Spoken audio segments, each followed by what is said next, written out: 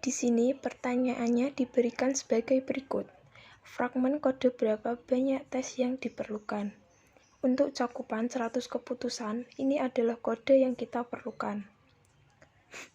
Menganalisis dan kemudian kita harus memilih opsi dari opsi ini. Mari kita menganalisis kode dan sejajar gambarlah diagram alir untuk mendapatkan jawabannya. Baris pertama adalah jika lebarnya lebih besar dari panjangnya. Sekarang mari kita menggambar diagram alir untuk itu karena ini adalah kondisi yang kita miliki. Direpresentasikan seperti detik ini. Dan baris ketiga adalah dimensi terbesar sama dengan. Artinya jika kondisi ini benar, maka dimensi terbesar sama dengan lebar. Karena itu adalah pertanyaan, kita harus mewakilinya. Seperti ini. Sekarang mari kita analisis baris 4 jika tinggi lebih besar daripada. Kita harus melanjutkan dengan cabang yang sama dan karena itu adalah kondisi yang kami miliki. Dipresentasikan seperti ini, sekarang mari kita analisis. Garis kelima dan keenam, maka dimensi terbesar sama dengan tinggi. Artinya, jika kondisi ini benar, maka dimensi terbesar sama dengan ketinggian. Sampai sekarang kami menganalisis baris ke-6 pertama dari kode tersebut. Sekarang baris ke-7, ke-8, dan ke-9 penting dengarkan aku. Hati-hati, ini baris ke-7 kita telah berakhir. Jika ini adalah akhir dari pertanyaan if di baris ke-4 untuk Anda. Manfaatkan saya mengulanginya lagi. Dan jika di baris ke-7 adalah akhir dari pernyataan if di baris ke-4. Sekarang jika Anda melihat antara jika dan jika tidak ada yang lain, pertanyaan itu berarti jika kondisinya menjadi false, kita tidak perlu melakukan apa-apa. Sekarang maka kita lihat bagaimana mewakilinya. Diagram alur karena tidak ada yang disebutkan yang baru saja kita miliki untuk memberi garis untuk pertanyaan lengkap yang berarti jika kondisinya benar, kami akan mengikuti jalur ini. Jika pertanyaan menjadi salah, kita harus mengikuti jalur ini. Kode ini sangat penting. Bayangkan yang melakukan kesalahan di sini, mereka lupa bagian palsu. Sekarang mari kita pertimbangkan baris nomor ke-8 dan ke-9. Yang lain di barisan ke-8 adalah untuk kondisi pada baris pertama karena kondisi oleh belum dekat.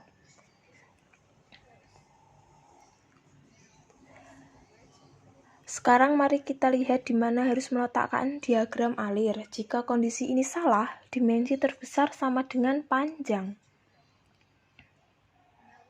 Sekarang mari kita fokus pada baris nomor 10. Jika tinggi lebih besar dari panjang, ini adalah kondisi, jadi kami harus mewakilinya seperti ini di diagram alir. Sekarang mari kita lihat baris nomor 11 dan 12 selalu terbesar. Dimensi sama dengan tinggi. Di diagram alur kita harus mewakilinya seperti ini. Sekarang mari kita fokus pada baris ke-13. Baris ke-13 berakhir jika. Ini berakhir jika untuk kondisi di baris 10 dan lagi karena tidak ada. Pertanyaan lain di antara kita tidak memerlukan melakukan apa-apa dan inilah cara kita.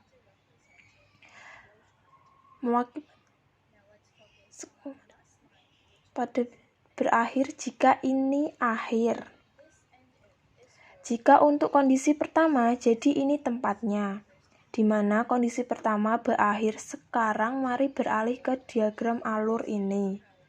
Bagaimana kita harus menggambar diagram alur sekarang menjadi diagram alur ini yang harus kita temukan. Berapa banyak tes yang dibutuhkan untuk 100 cakupan keputusan untuk mencakup 100 cakupan keputusan, kita harus mencakup keduanya.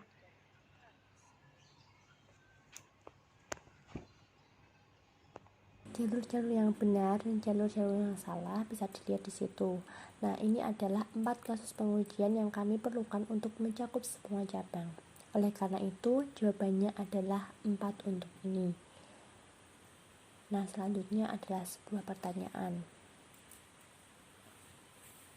Nah, untuk pertanyaannya sendiri bisa dilihat di layar yang ada.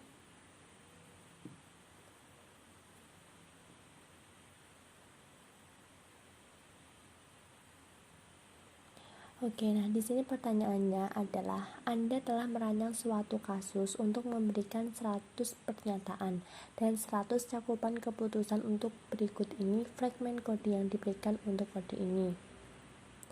Test case tersedia dan test case meliputi 100 cakupan pernyataan dan cakupan keputusan.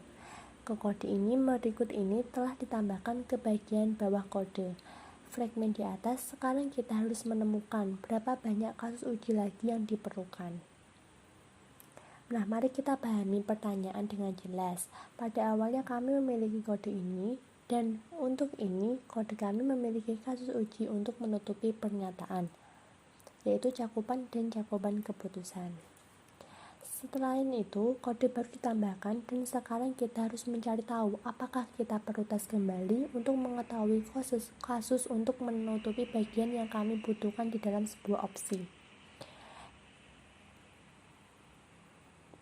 Satu kasus uji lagi akan dibutuhkan untuk cakupan 100 keputusan. Sedangkan B yaitu 2 kasus uji lagi untuk diperlukan 100 liputan pernyataan, salah satunya akan digunakan untuk memberikan cakupan 100 keputusan. Sedangkan C yaitu tidak ada kasus uji yang dapat digunakan. D yaitu 1 kasus uji lagi akan diperlukan untuk cakupan 100 pernyataan. Nah, untuk yang pertama, kita akan menganalisa kode dan menggambarkan diagram alur untuk itu. Untuk barisan nomor 1 adalah suatu syarat jika lebarnya lebih besar dari panjang, kita merepresentasikan kondisi seperti ini dengan diagram alir. Nah, sekarang mari kita lihat baris nomor 2 dan 3, lalu dimensi terbesar sama dengan, karena itu adalah suatu pernyataan, kita harus mewakilinya seperti ini. Jika berarti kondisi ini benar, cabang ini akan dieksekusi. Namun, sekarang mari kita menganalisa baris nomor 2. Yang lain di mana terbesar sama dengan panjang ini adalah bagaimana kita harus melakukannya. Mewakili dengan forjat lain, artinya jika kondisinya menjadi false, pernyataan ini akan dieksekusi. Dan yang keenam, yaitu baris, adalah jika itu berarti kondisi pada baris nomor 1 berakhir di sini adalah bagaimana kita harus menggambar diagram alur. Sekarang sesuai dengan pernyataan kasus uji sudah tersedia. Tetapi dalam kasus pengujian tidak disebutkan berapa banyak kasus pengujian yang diperlukan untuk 100 cakupan pernyataan dan cakupan keputusan. Jadi, sebelum menambahkan kode ini, kita harus mencari jumlah kasus uji. Jelas bahwa dengan adanya itu, 2 kasus uji kami dapat mencakup keduanya pertanyaan. Dalam kondisi tersebut juga sekarang mari ditambahkan kode baru di bagian akhir. Anda dapat melihat bahwa semua ini adalah pernyataan yang kami dan mewakili pertanyaan ini. Diagram alur jika Anda menjalankan yang ada, kode kasus ini baru akan tercakup di dalamnya. Berarti kami tidak perlu menulis kasus uji baru untuk dibahas. Kode baru itulah sebabnya opsi B adalah jawabannya. Nah, dalam pertanyaan itu, jadi jawaban nomor B adalah jawaban dari pertanyaan yang ada. Oke, selanjutnya di sini adalah ada pertanyaan adalah diagram mewakili jalur yang ada. Melalui kode apa kombinasi minimum jalur diwajibkan untuk memberikan pertanggungan atau pernyataan yang penuh.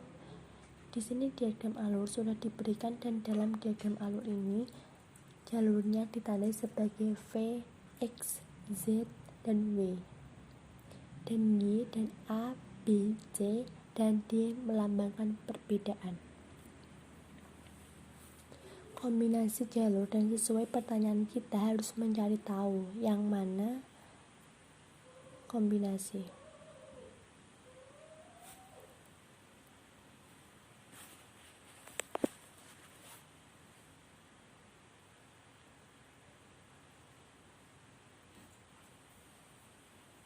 Nah, dalam pertanyaan ini potongan kode disediakan.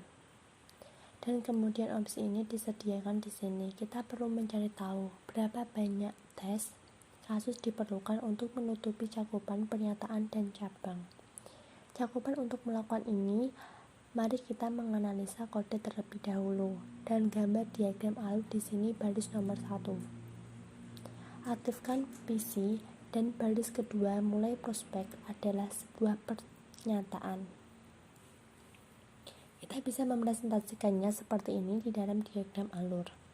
Sekarang mari kita lihat baris nomor 3. Jika pandangan muncul ini adalah suatu kondisi, nah kami dapat merepresentasikannya seperti ini dalam diagram alur. Karena itu, kondisi kami akan mendapatkan minimal 2 hasil. Jika baris nomor 3 benar, maka kirim email yang merupakan nomor baris keempat dan 5, dan kami dapat mewakili itu.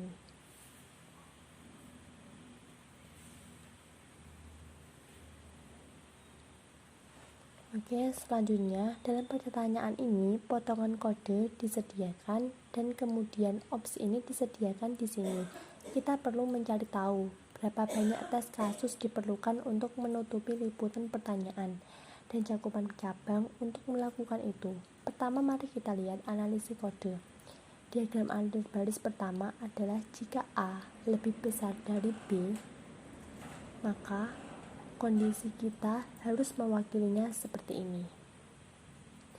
Baris kedua dan ketiga, kemudian C sama dengan minus B. Ini akan dijalankan saat kondisi menjadi true.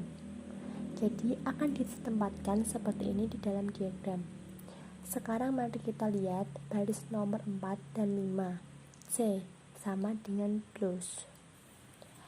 Pertanyaan ini akan dieksekusi saat kondisinya di baris nomor 1 gagal. Jadi akan ditempatkan seperti ini di dalam aliran.